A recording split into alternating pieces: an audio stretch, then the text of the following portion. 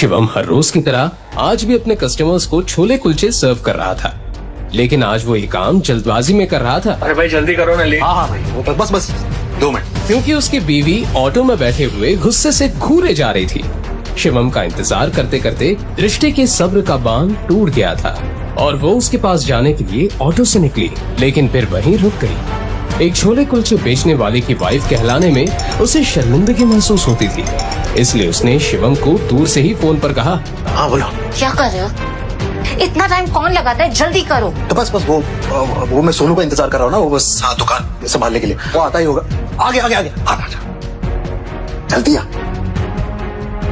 दृष्टि परेशान तो थी, लेकिन वो इस बात से अनजान थी कि उसकी परेशानी और बढ़ने वाली थी।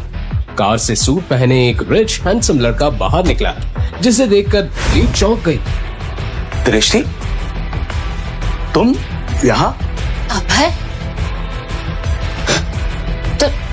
तुम यहाँ क्या कर रहे हो? चले। ओ, तो ये है तुम्हारा सड़क पर ठेला लगाकर छोले कुलचे बेचने वाला पति।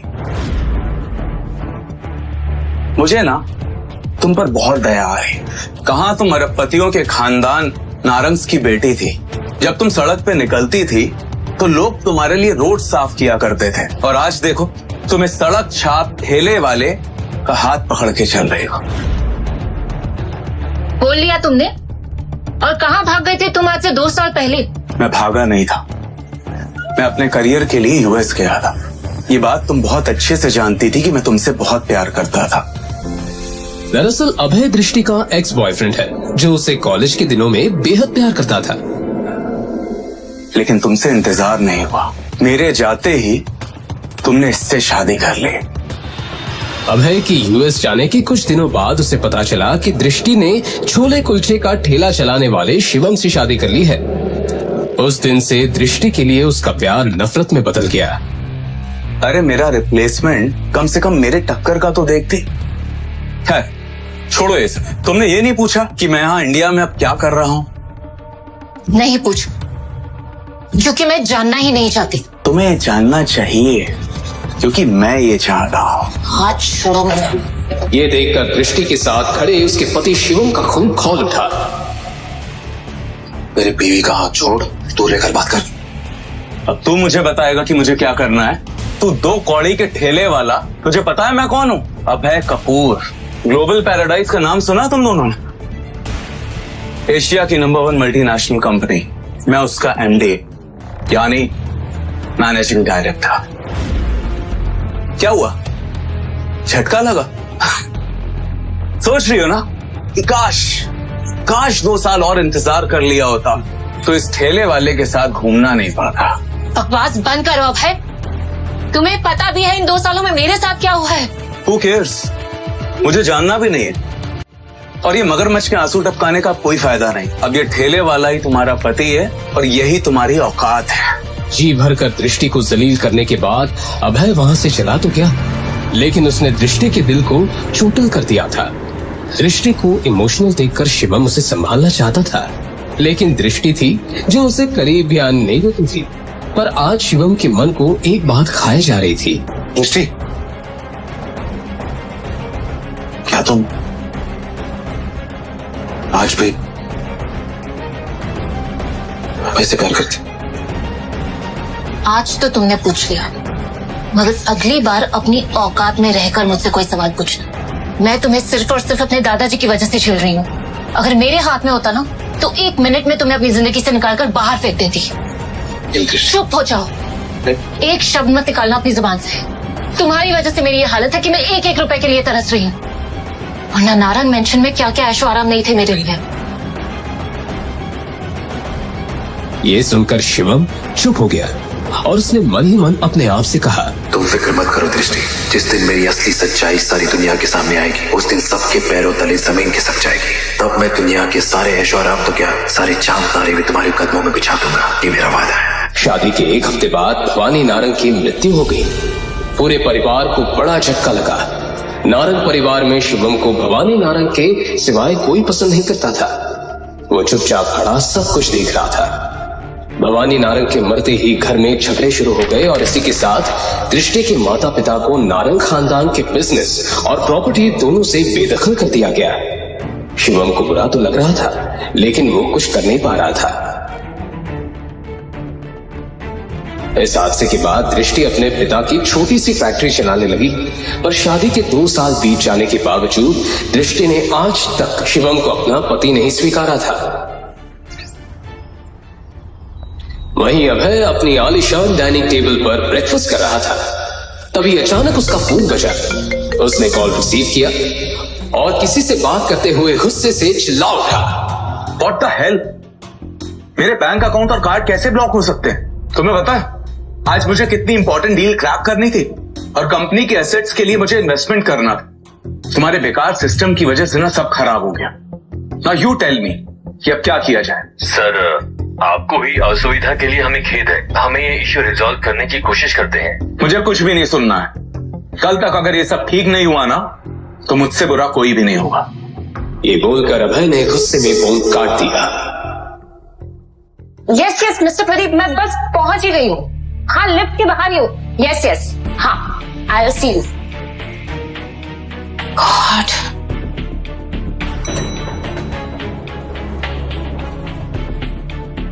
ऋषि तुम इतनी सुबह सुबह मेरी सोसाइटी में? कहीं पुरानी मोहब्बत फिर से जिंदा तो नहीं हो गई? बकवास बंद करो। मैं यहाँ अपने काम के सिलसिले में किसी से मिलने आई, और तुम्हें इससे क्या मतलब? मुझे तुम्हारे मुंह नहीं लगना, प्लीज। अब इतना गुस्सा किस काम का? अब आई गई हो तो ऊपर चलो और खुद अपनी आंखों से देखो कि तुमने क्या खोया है। मुझे छोड़ के मुझे नहीं देखना। अरे चलो दृष्टि, मैं तुम्हें अपना आलीशान फ्लैट दिखाता हूँ। चलो चलो चलो। क्या? अरे नहीं देखना। मिस्टर अभय,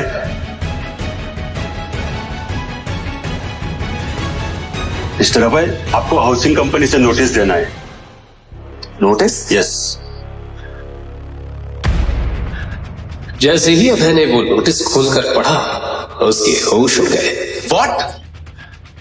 आज के आज मुझे फ्लैट खाली करना होगा? नहीं नहीं नहीं, ऐसा नहीं हो सकता। जरूर ये कोई फॉल्स नोटिस है। मुझे अभी ऑफिस जाके पता करना होगा।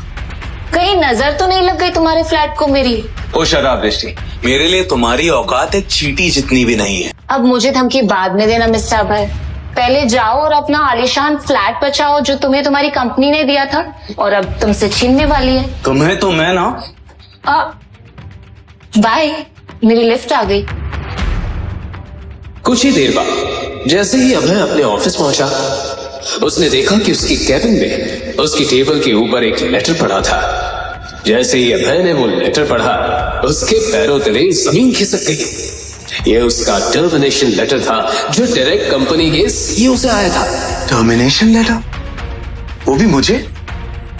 वेट, ऐसा नहीं हो सकता। और मैं तो कभी कंपनी के मालिक से मिला भी नहीं हूं, तो मैंने उनके साथ बदतमीजी कब की? लेटर में लिखे टर्मिनेशन का रीजन पढ़कर अभय का दिमाग ही हिल गया। गुस्से से भरा अभय वो लेटर लेकर सीईओ के पास पहुंचा। मिस्टर अमन, मुझे आपसे बात करनी है। अभय, हाँ बोलो। आपने टर्मिनेशन लेटर क्यों भेजा? जिस शख्स से मैं आज तक मिला नहीं हूं, मैं उनकी बेइज्जती क्यों करूंगा? मिस्टर अभय, आप उस शख्स से मिल भी चुके हैं और आपने उनकी बेइज्जती भी की है। और अगर आपको ये बात झूठ लग रही है तो सर आज ऑफिस आए हैं, आप सामने उनके केबिन में जाकर उनसे मिल सकते हैं। ये बोलकर जैसे ही अभय कंपनी के ओनर के कैबिन में गया। सर, मैं आए? सर, मेरा नाम अभय है। मैं आपकी कंपनी का मैनेजिंग डायरेक्टर हूं। वो नहीं।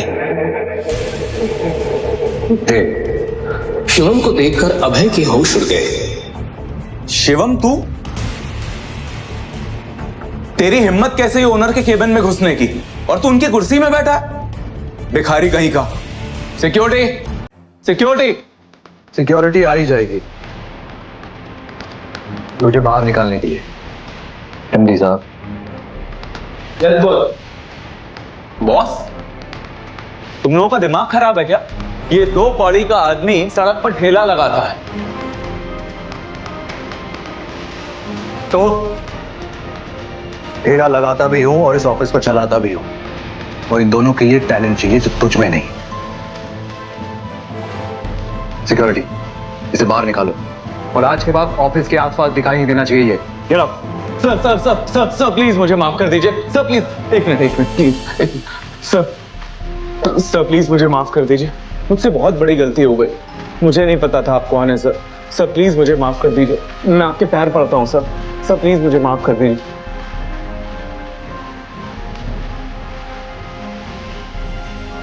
इंसान की पहचान उसकी औकात से होती है। यही कहा था ना तुमने मेरी बीवी को। अब ये ठेले वाला ही तुम्हारा पति है और यही तुम्हारी औकात है। कैसे माफ कर तुझे? एक काम है, उठ और फौरन मेरी बीवी से जाके माफी मांग, उसके पैरों में गिर। ठीक है सर, मैं उनसे माफी मांग लेता हूँ। और सुन, अगर आज के बाद मेरी बीवी के आसपास भी नजर आए तो तेरा ऐसा हाल करूंगा कि तेरे आने वाले 7 पुश्ते भी तेरी शक्ल पहचान नहीं पाएंगे, समझा?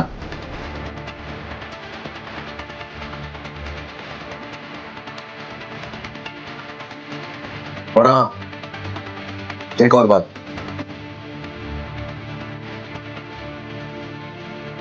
जॉब चाहिए तो अपना मुंह बंद रखना। जो कुछ भी हुआ यहाँ, जो कुछ भी तूने सुना या देखा, ये बात मेरी बीवी तक नहीं पहुंचनी चाहिए, कभी भी नहीं। क्यों शुभम दृष्टि से छुपा रहा था अपना इतना बड़ा सच? लेकिन अभय ही अकेला नहीं था जिसे शिवम ने इस कदर सबक सिखाया था। आज से 2 साल पहले इससे भी ज्यादा खतरनाक और दिल दहला देने वाला सबक शिवम ने दृष्टि के कॉलेज के उस सन की दीवाने ऋषभ सिंघानिया को सिखाया था, जो दृष्टि के लिए अपनी एक तरफा मोहब्बत में पागल हो चुका था। ऋषभ दिल्ली का मशहूर बिजनेसमैन सिंघानिया इंडस्ट्रीज के मालिक का बेटा था, इसलिए कॉलेज में सब उससे डरते थे। ऋषभ सिंघानिया अमीर बाप की बिगड़ैल औलाद था, जो कई बार जेल जा चुका था, लेकिन फिर भी वो अपनी हरकतों से बाज नहीं आया था, क्योंकि पैसे और पावर के बलबूते पर वो हर बार आसानी से बाहर आ जाता था। एक दिन दृष्टि अपने दोस्त के साथ कैंटीन में पहुंची ही थी कि तभी अचानक। क्या बदतमीजी है, पागल हो गए हो क्या? पागल? वैसे ये बताओ, कल रात को मेरे मैसेज का रिप्लाई क्यों नहीं किया? हाँ? तुम्हें पता है ना? तुम्हें समझ में नहीं आता, मैं तुमसे प्यार नहीं करती हूँ, मैं सिर्फ और सिर्फ अभय से प्यार करती हूँ। ओह माय गॉड, लगता है तुम्हें पता नहीं है, तुम्हारा वो बेवफा आशिक तुम्हें छोड़ के कल रात को यूएस जा चुका है। What? दिमाग खराब हो गया क्या तुम्हारा? अभय मुझे छोड़कर कहीं नहीं जा सकता, समझे? मैंने उसे मना कर दिया था वहां जाने से। दृष्टि ने देखा कि अभय ने उसे मैसेज किया था कि वो यूएस जा रहा है, जो दृष्टि ने पढ़ा नहीं था। दृष्टि को अपनी आंखों पर यकीन नहीं हुआ कि अभय उसे बिना मिले कैसे जा सकता है, और उसने अभय को फोन लगाया। आप जिस नंबर से संपर्क करना चाहते हैं वो इस वक्त उपलब्ध नहीं है। बड़ी भोली हो तुम, जाने मन बहुत बड़ी गलतफहमी हो गई है तुम्हें। जिस अभय की तुम गुणगान गा रही हो ना, वो तुम्हें दूध में पड़ी मक्खी के तरह निकाल कर यूएस जा चुका है। अरे उसे भी सक्सेस चाहिए था लाइफ में, बहुत सारा पैसा चाहिए था उसे। कब तक तुम्हारे साथ टाइम पास करता? उस गरीब की फूटी किस्मत में किसी की निगाह पड़ी होगी और बहुत बड़ा मौका दे दिया होगा तो गया। ऋषभ की बातें दृष्टि को तीर की तरह चुभ रही थी। खैर छोड़ो, मैं तुमसे आज ही शादी करने को तैयार। दृष्टि ने उसे एक जोर से थप्पड़ जड़ दिया। कैंटीन के सभी लोगों के सामने ऋषभ की पहली बार इतनी बेइज्जती हुई थी। मैं तुमसे प्यार नहीं करती, अगर खबरदार जो मुझे छूने की कोशिश भी की ना तो। बहुत अकड़ है ना तुझमें, दृष्टि नारंग। मैं तेरा वो हाल करूंगा ना कि तू अपना ये खूबसूरत शक्ल किसी को दिखाने के लायक नहीं रहेगी। ये चाटा जो तूने मुझे मारा है ना, इसकी बहुत भारी कीमत चुकानी पड़ेगी। और तेरी ये अकड़ अपने जूते के नीचे कुचल ना दी ना मैंने, मेरा भी नाम ऋषभ सिंघानिया नहीं।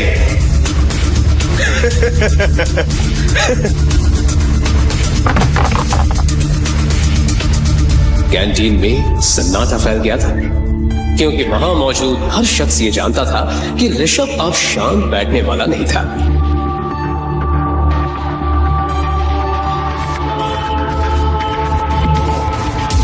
आखिर ऐसा क्या करने वाला था ऋषभ? क्या ऋषभ दृष्टि के खिलाफ कोई षड्यंत्र रचने वाला था? उसी रात जहां पूरा शहर सुकून की नींद में डूबा हुआ था, वहीं आज रात दृष्टि की जिंदगी में एक बहुत बड़ा तूफान आने को तैयार था। आधी रात हो चुकी थी जब उसकी एक दोस्त का कॉल आया। हेलो दृष्टि, तूने वो कॉलेज का व्हाट्सएप ग्रुप चेक किया? क्या यार, इतनी रात को कॉलेज ग्रुप कौन चेक करता है? तुझे क्या हुआ? तू इतनी घबराई हुई क्यों साउंड कर रही है? तू बस जल्दी से जल्दी ग्रुप चेक कर अभी। क्या हुआ यार? जैसे ही दृष्टि ने मोबाइल पर कॉलेज ग्रुप चेक किया, उसके पैरों तले जमीन खिसक गई। ऋषभ ने दृष्टि का एक वीडियो कॉलेज ग्रुप में, यहां तक कि पूरे सोशल मीडिया में वायरल कर दिया था, और हर जगह बस दृष्टि के ही वीडियो की बात हो रही थी। वीडियो किसने? ऋषभ। इससे पहले कि दृष्टि ऋषभ को कॉल करती, उसे जोर से चिल्लाने की आवाज आई। दृष्टि! दृष्टि! क्या है?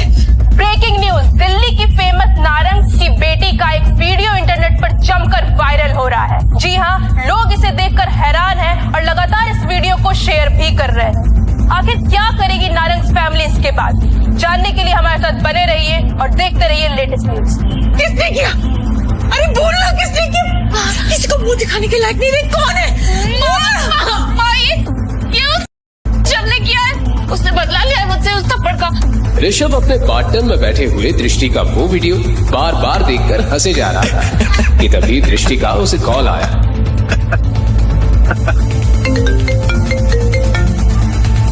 ऋषभ, तुमने क्या किया ये कॉलेज ग्रुप पे?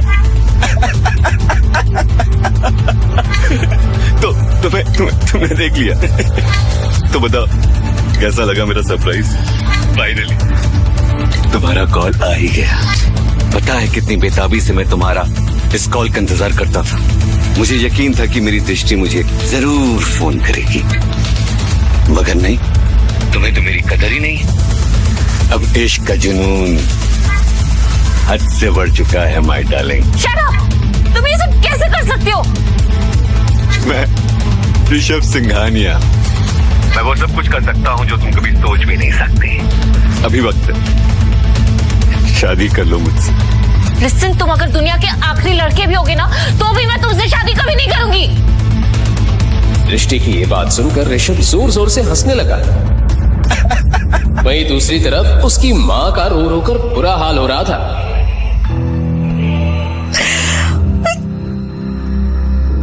किसी को मुंह दिखाने के लायक नहीं रहे हम लोग।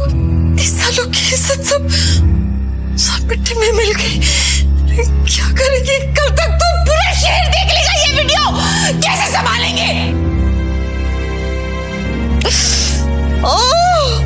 जिस बात का दृष्टि की माँ को डर था वही हुआ।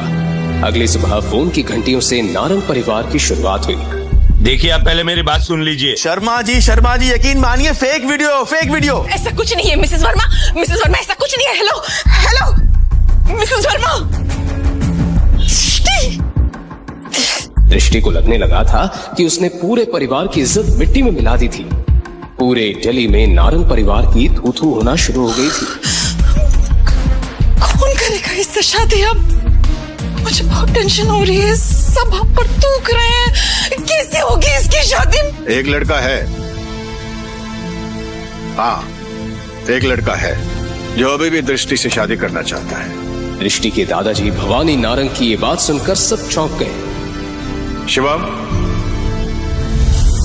वो लड़का जैसे ही अंदर आया, सब उसे घूर घूर कर देखने लगे। दिखने में बिल्कुल साधारण से उस लड़के ने ढंग के कपड़े भी नहीं पहने थे। उसको देखकर कोई भी अंदाजा लगा सकता था कि वो एक गरीब लड़का है। ये शिवम है, दृष्टि से शादी करने के लिए तैयार है। लेकिन पिताजी, ये लड़का है कौन? क्या करता है? किस खानदान से है ये? तुम्हारी बेटी के साथ जो कुछ भी हुआ, उसके बाद भी इस लड़के से इसके खानदान के बारे में पूछ रही हो? शिवम अनाथ है और छोले कुलचे बेचता है।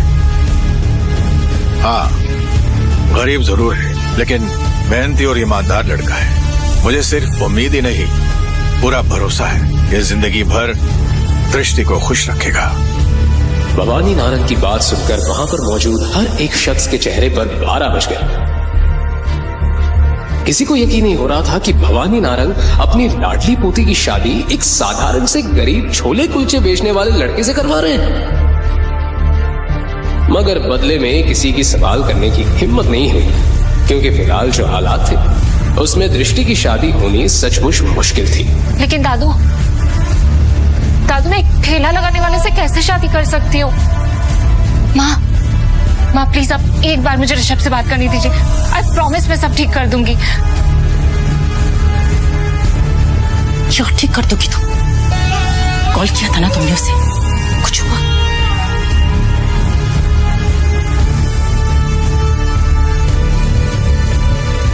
दृष्टि, अब इस लड़के से शादी करने के अलावा तुम्हारे पास और कोई दूसरा ऑप्शन नहीं है। इन्हीं मजबूरियों के बीच नारंग परिवार ने अपनी बेटी की शादी आखिर एक गरीब लड़के से करा दी और दृष्टि को ना चाहते हुए भी शिवम को अपना पति बनाना पड़ा। वहीं शादी की रात जब दृष्टि अपने कमरे में थी, तभी शिवम अचानक कमरे में आया और उसने देखा कि दृष्टि बहुत परेशान थी। क्या हुआ दृष्टि, तुम परेशान लग रही हो? देखो, मुझे तुमसे कोई बात नहीं करनी।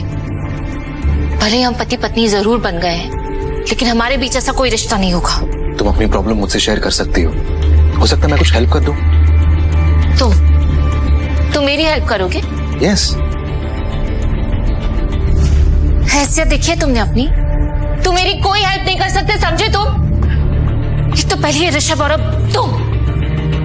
गुस्से में दृष्टि ने अपना सारा गुस्सा शिवम पर निकाल दिया।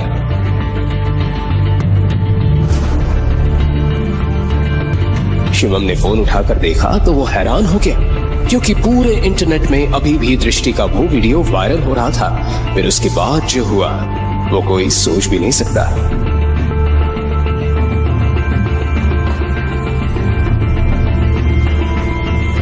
हेलो, हाँ बोल मेरे भाई। सर वो वीडियो अचानक से गायब हो गया और आपके खिलाफ किसी ने रिपोर्ट भी लिखवाई है। What nonsense? मेरे खिलाफ रिपोर्ट लिखवाने की हिम्मत किसकी हुई? जो भी है बहुत खतरनाक है। उसने आपके सारे अकाउंट्स को ब्लैकलिस्ट करवा दिया है। उस आदमी की बात सुनकर ऋषभ के पसीने छूट गए। उसने तुरंत अपने पापा को कॉल लगाया तो उसे पता चला कि वो लोग बर्बाद हो चुके हैं। डैड, हमारे बैंक अकाउंट सीज हो चुके हैं, हमारी इंडस्ट्रीज पर ताला लग चुका है और मेरे सर पर 1000 करोड़ का कर्जा है। हम बर्बाद हो चुके हैं ऋषभ। तो डैड, किसने किया ये सब?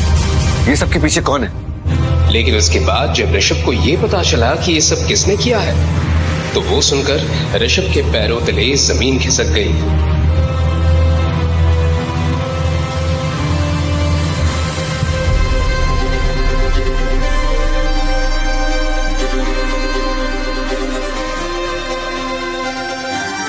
वहीं दूसरी तरफ दृष्टि ने जैसे ही अपना फोन उठाकर देखा तो उसे पता चला कि उसका वायरल वीडियो पूरे इंटरनेट से गायब हो चुका। लेकिन ये सब किया किसने? इससे पहले कि दृष्टि इस बात का पता लगाने की कोशिश करती, अचानक डोरबेल बजी। उसने दरवाजा खोलकर देखा तो सामने ऋषभ खड़ा था। ऋषभ, तुम यहाँ क्या कर रहे हो? देखो, अब और तमाशा क्रिएट करने की कोई जरूरत नहीं है। तुम पहले ही मेरी जिंदगी में तमाशा क्रिएट कर चुके हो, और अगर यहाँ किसी ने तुम्हें देख लिया ना तो प्लीज। आई एम सॉरी दृष्टि, आई एम सॉरी। मुझे नहीं पता था कि वो लड़का इतना पावरफुल है। मैं तुम्हारे सामने हाथ जोड़ के माफी मांगता हूँ, प्लीज मुझे माफ कर दो। तुम क्या बोल रहे हो? मुझे कुछ समझ में नहीं आ रहा। तुम्हारा वाला वीडियो ना इंटरनेट से हट गया, लेकिन साथ ही साथ मैं भी बर्बाद हो गई। मेरी पूरी की पूरी फैमिली सड़क पे आ गई है। ये जिसने भी किया ना ये सब, वो तुम्हारे घर में। हमारे घर में?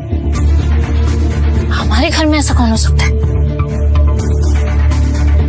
देखो, अब तुम कोई नया ड्रामा क्रिएट करने की कोशिश मत करो। मैं कोई ड्रामा नहीं कर रहा हूँ, मैं सच कह रहा हूँ। और ये सब कुछ करने वाला कोई और नहीं, तुम्हारा पति है। उसने रातों रात तुम्हारा वीडियो इंटरनेट से गायब करवा दिया और मुझे बर्बाद कर दी।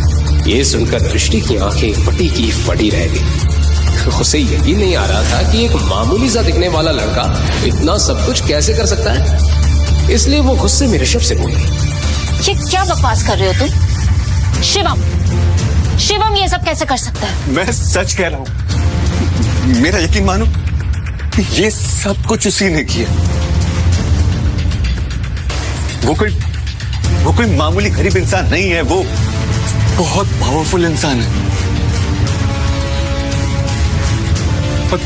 अगर तुम यकीन नहीं आ रहा ना, तो खुद पूछो अपने पति से।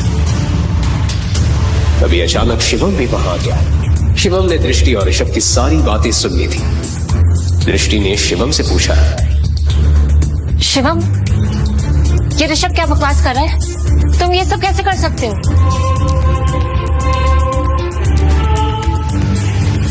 लेकिन बदले में शिवम ने कोई जवाब नहीं दिया और उसके चेहरे पर एक हल्की सी मुस्कुराहट फैल गई। बोलो, क्या दृष्टि अपने पति शिवम का ये राज कभी जान पाएगी? आखिर क्यों वो इतना पावरफुल आदमी होते हुए भी बेच रहा था सड़कों पर छोले कुलचे? अभी तक आपने जो भी सुना वो तो सिर्फ ट्रेलर है। शिवम का असली राज तो कुछ और है, जिसके लिए उसने दृष्टि से शादी की थी। और उसके बाद जो हुआ उसे सुनकर आपके रोंगटे खड़े हो जाएंगे। तो अगर आपको भी जानना है इस कहानी का हैरत अंगेज सच, आगे की कहानी जानने के लिए देखिए अगला एपिसोड सिर्फ पॉकेट FM के YouTube चैनल पर। और शिवम द हिडन वॉरियर के सारे एपिसोड्स को सुनने के लिए डिस्क्रिप्शन में दी लिंक से डाउनलोड करें पॉकेट FM ऐप।